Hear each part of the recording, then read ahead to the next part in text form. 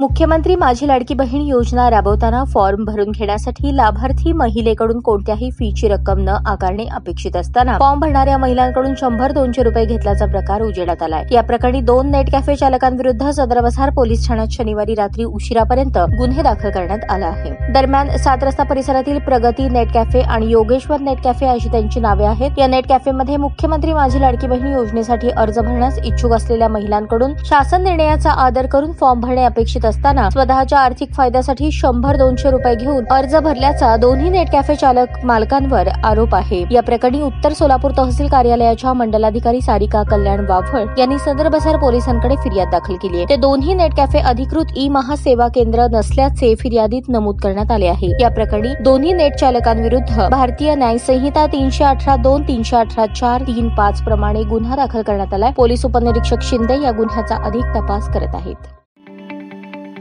ताज्या बातम्या पाहण्यासाठी प्राईम महाराष्ट्र न्यूज चॅनलला सबस्क्राईब करा।